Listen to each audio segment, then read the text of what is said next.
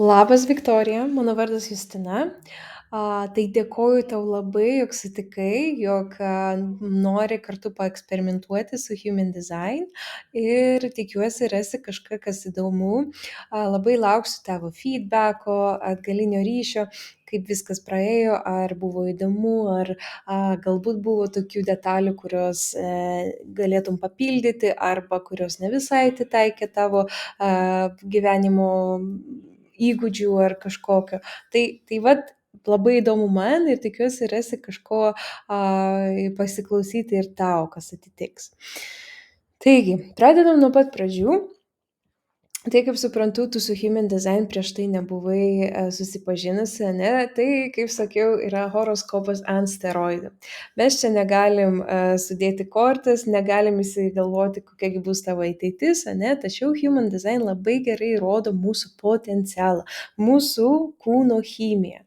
Ir irgi ir Human Design iš vis atsižvelgia į tokius dalykus, jog būti savimi.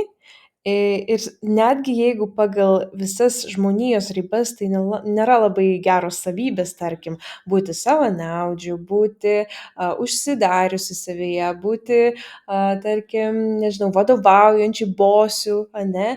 Galbūt čia ne per geriausias savybės, ar ten ne per daug religingų, ne? Tačiau tu esi tu ir tu toksai esi sukurtas, ne? Pagal Human Design mes turim gyventi savo dizainą ir tada mūsų gyvenimas bus lengvas, įdomus, mes jausimės kompetitingi, mes jausimės tą satisfakciją tokią, ne?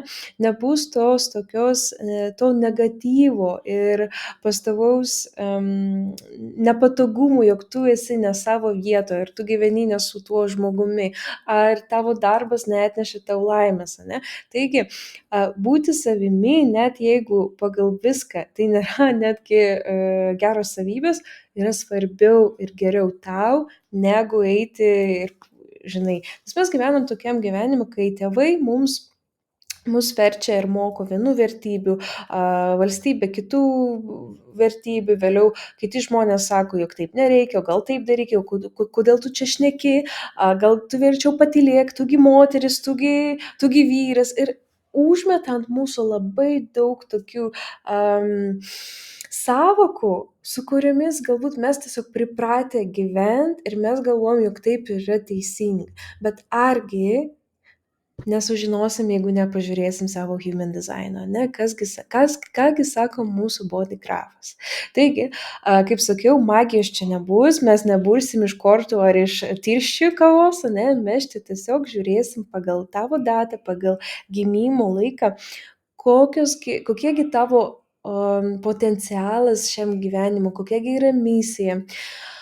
Kokiems dalykams tu turėtum energijos ir kokios ne. Ar tu esi darbuotojas, kuris turėtų dirbti kompanijoje didelioje, ne, ar toks vienišius, kuris turėtų, tarkim, daryti savo biznį arba dirbti pagal individualią veiklą, ne? Kokie būtų tavo bendravimo įgūdžiai ir tarpusavio kažkokie santykiai, ne? Tai visą tai mes galim pasižiūrėti.